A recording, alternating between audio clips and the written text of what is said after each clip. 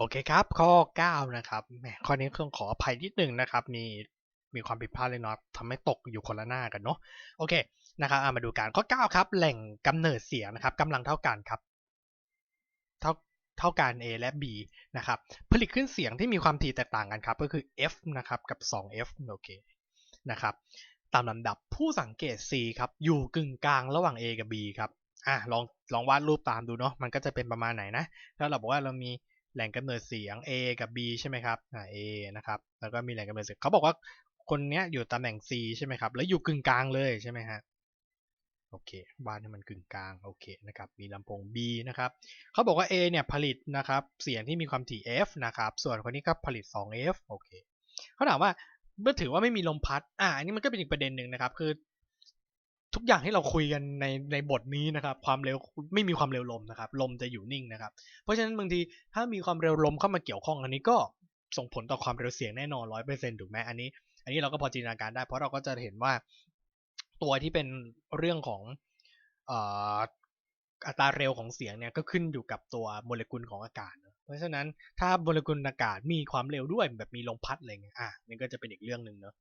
นะเพราะฉะนั้นที่เราเรียนทั้งหมดนี้ก็บอกแล้วครับในระดับมปลายเนี่ยทุกอย่างจะแบบโหซิมเพิลทุกอย่างแบบง่ายมากๆนะครับเอาแค่คอนเซปต์หลักๆไปก่อนนะครับแล้วเดี๋ยวอนาคตถ้าอยากจะมานั่งหากันนะก็เต็มที่เลยครับอันนั้นก็ค่อยว่ากันนะครับผมก็ไม่รู้เหมือนกันว่ามันจะเปลี่ยนแปลงอะไรไปแค่ไหนนะโอเคกลับมาดูตรงนี้ต่อนะครับแล้วเขาบอก A กับ B ครับผลิตคลื่นเสียงออกมาเวลาเดียวกันนะครับถามว่าผู้สังเกต C นั้นเป็นยังไงนะครับก็กอไก่ครับคลื่นเสียงจากแหล่งทั้งสองมาถึงเขาพร้อมกันถึงพร้อมกันไหมก็ถ้าเราพิจารณาเรื่องของความเร็วนะครับอัตราเร็วของเสียงมีปัจจัยเรื่องอะไรบ้างฮะก็มีเรื่องของอะไรครับอุณหภูมิเนอะนะครับ square root t ใช่ไหมแล้วก็เรื่องอะไรครับความหนาแน่นเนอะถามว่ามีเกี่ยวเรื่องของความถี่ไหมครับไม่มีเนอะแล้วความถี่มันถ้าเกิดเราอันนี้ผมลงต่อเลยว่าแล้วความถี่มันเกี่ยวกับเรื่องอะไรของเสียงครับความแหลมทุ้มแหลมใช่ไหมนะครับงั้นความถี่มันก็คงไม่ได้เกี่ยวอะไรกับความเร็วนะครับถูกไหมเพราะฉะนั้นเมื่อมันเป็นอย่างนั้นปุ๊บขึ้นแหล่งขึ้นเสียงจากสองแหล่งนี้มาถึงเขาพร้อมกันไหมก็น่าจะใช่เนอะเพราะความเร็วมันน่าจะเท่ากันแล้วคนนี้ก็ยืนอยู่ตรงกลางด้วยนะครับระยะทางเท่ากันก็ตรงนี้ก็น่าจะอยู่ในที่เดียวกันคืออุณหภูมิเท่ากันหรือสถานะเดียวกันอะไรอย่างนี้ใช่ไหมงั้นก็ไก่ก็น่าจะถูกนะครับโอเคขอไข่ครับความเข้มเสียงครับความเข้มเสียงจาก A เป็น2เท่าของ B ครับถามว่า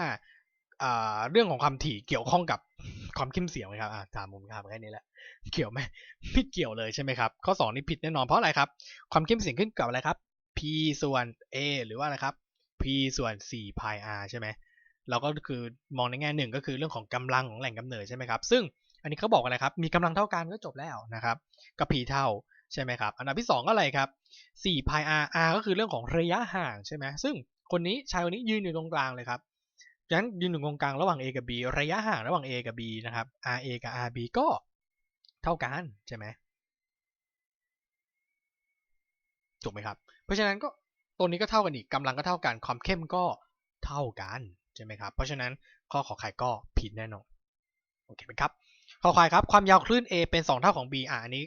แน่นอนครับความถี่ก็ต้องไปเกี่ยวเนื่องกับความยาวคลื่นเนาะก็คือจาก V เท่ากับ F lambda แล้วคู่นี้เป็นแบบไหนกันครับเป็นความสัมคือความเร็วเนี่ยเท่ากันทั้งคู่แน่ๆเพราะฉะนั้นความถี่กับ lambda ก็จะเป็นปริมาณที่มันผกผันกันนี้โจทย์บอกว่าอะไรนะของ B เนี่ยนะครับความถี่ของ B นะครับเป็นพูดง่ายๆก็คือเป็น 2F ใช่ไหมของ A มัน F เดียวเพราะฉะนั้นก็คือความถี่ B ก็เป็น2เท่าของ A ถูกไหมครับเพราะฉะนั้นเราก็พอเดาได้เลยใช่ไหมจากความสัมพันธ์นี้เนาะความสัมพันธ์ที่แบบผกผันอันนี้แต่ว่าความยาวคลื่นของ B ก็ควรจะเป็นอะไรครับเป็น1/2เท่าของ lambda A หรือพูดง่ายๆคือของ A ก็ควรจะมากกว่าเป็น2เท่าของ B ถูกไหมครับซึ่งขอควายถูกไหมก็ถูกทันไหมเอ่ยถ้าไม่ทันลองไล่V ตรงนี้ได้นะครับตรงนี้ผมบอกว่าตรงนี้ใช่ไหม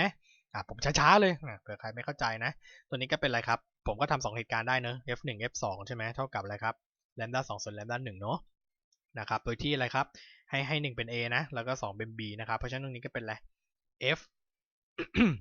FA ใช่ไหมครับก็ส่วนด้วย F2 คือ FB ก็คืออะไรครับ2 FA ใช่ไหม lambda 2ก็คือ lambda B อันนี้ก็ lambda A เพราะฉะนั้นเราก็จะเห็นเลยใช่ไหมครับว่าย้ายข้างปุ๊บ lambda A ก็เท่าไหร่ครับ2เท่าของ lambda B นั่นเองเห็นไหมนะครับก็ไม่ว่าจะมาทางไหนก็เหมือนกันแหละครับโอเคไหม งั้นตอบข้ออะไรครับข้อ2นั่นเองครับกอไก่และคอควายเป็นข้อที่ถูกต้องนะครับโอเคก็ประมาณนี้นะครับสำหรับแนวนี้อันนี้ก็เป็นทฤษฎีแบบแตะเบาๆนะครับที่เช็คความเข้าใจอีกรอบหนึ่งนะครับเกี่ยวกับเรื่องของความเข้มเสียงระยะห่างอัตราเร็วอะไรอย่างนี้นะครับก็เป็นข้อที่เช็คคอนเซ็ปต์ได้ดีนะครับเดี๋ยวเราไปดูแบบอื่นๆต่อบ้างนะครับ